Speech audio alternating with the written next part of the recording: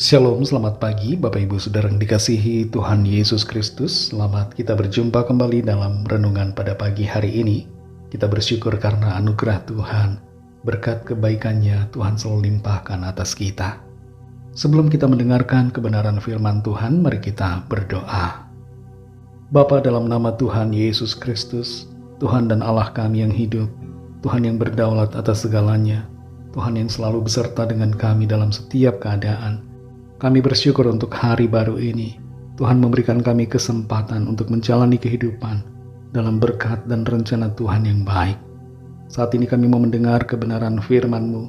Urapilah kami, supaya kami mengerti dan mentaati akan setiap kehendak-Mu.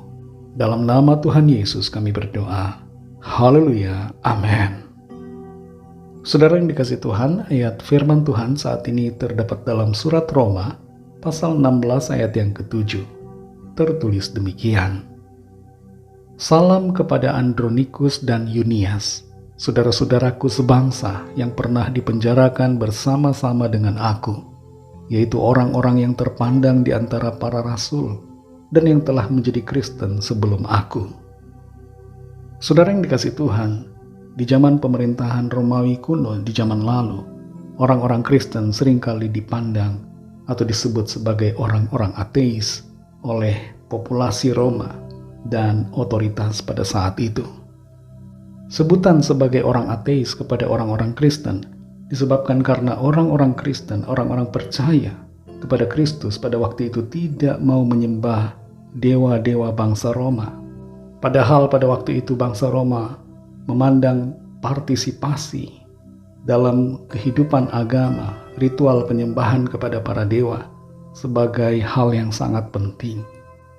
Orang-orang Kristen di zaman Romawi kuno tidak menyembah dewa-dewa bangsa Roma, yaitu dewa Jupiter, dewa Zeus dan sebagainya. Dan itu sebabnya banyak dari mereka yang dipenjarakan. Bukan cuma satu atau dua orang percaya yang dipenjarakan pada waktu itu, tapi ada cukup banyak orang yang mengalami pemenjaraan. Dan bukan hanya di Roma saja, saudara. Orang-orang Kristen mula-mula juga banyak yang dipenjarakan di wilayah-wilayah lain.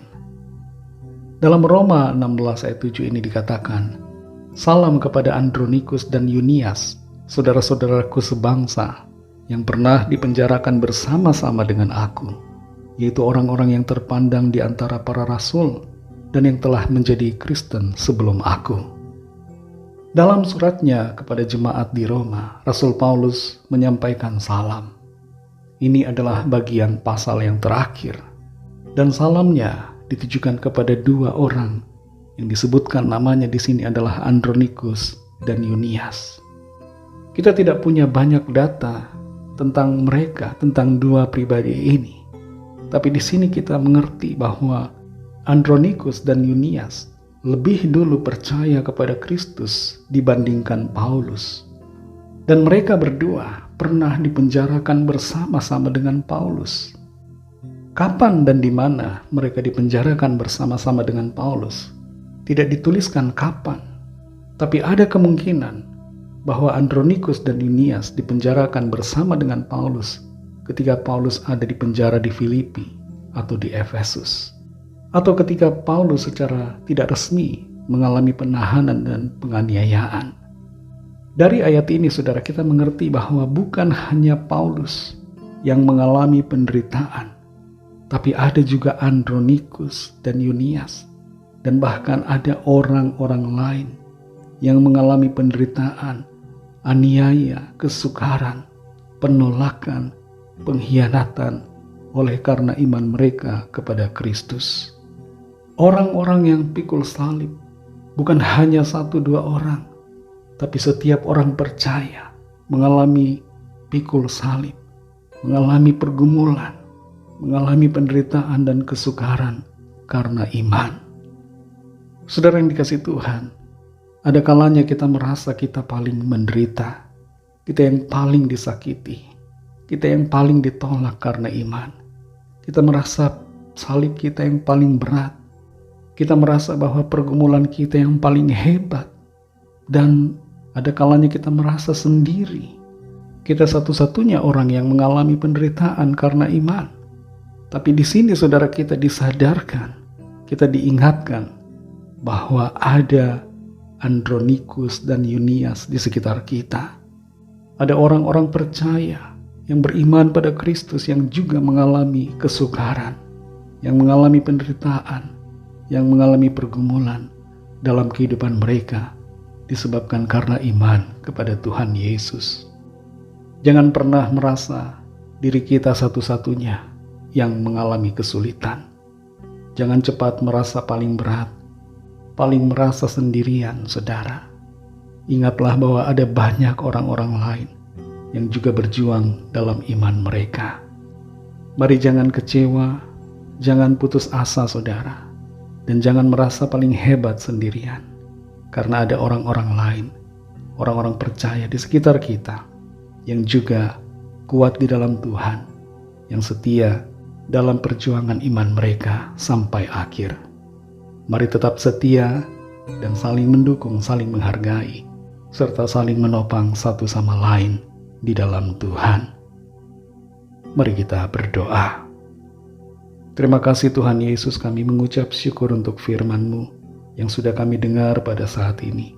Firman-Mu yang memberikan kami pengertian bahwa kami bukanlah satu-satunya orang yang pikul salib, bukanlah satu-satunya orang yang mengalami pergumulan dalam hidup karena iman, tapi ada orang-orang lain di sekitar kami yang juga mengalami pergumulan dalam perjalanan iman mereka, tapi mereka tetap setia. Ajar kami untuk setia selalu kepadamu Tuhan, setia mengiring Engkau, setia mengasihimu, setia dalam iman sampai akhir. Kuatkan kami selalu Roh Kudus. Berkati kami di sepanjang hari ini, dalam segala tugas dan aktivitas kami. Pimpin dan sertai kami Tuhan, agar kami berhasil dan berkemenangan di dalam segala perkara. Kami berdoa membawa setiap pergumulan kami masing-masing, setiap permohonan doa yang disampaikan.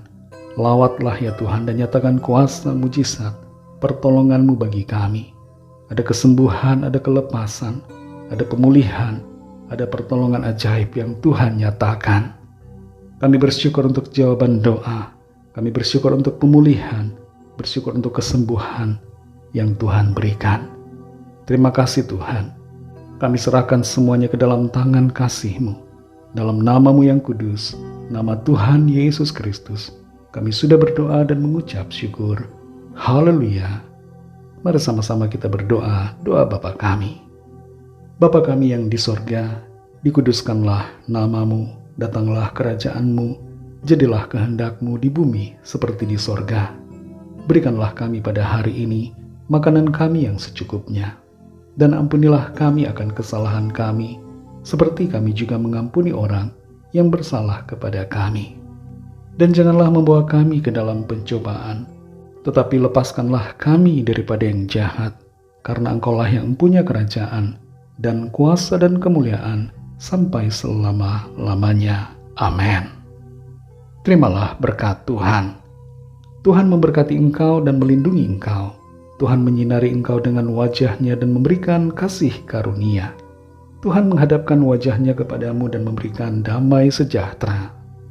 Berkat dan anugerah Allah Bapa, kasih karunia dari Tuhan Yesus Kristus, dalam persekutuan dengan Roh Kudus, menyertai kita semua, sekarang ini dan sampai Maranatha Tuhan Yesus datang kembali, dan bahkan sampai selama-lamanya. Dalam berkat nama Tuhan Yesus Kristus, haleluya, amin. Puji Tuhan, saudara yang dikasihi Tuhan, saya percaya firman Tuhan menjadi berkat dan kekuatan buat saudara semua, dan Roh Kudus akan menolong saudara untuk lebih lagi memahami kebenaran firman Tuhan dan hidup selalu dalam kemenangan. Tuhan Yesus memberkati saudara semua. Sampai jumpa dalam renungan yang berikutnya. Haleluya.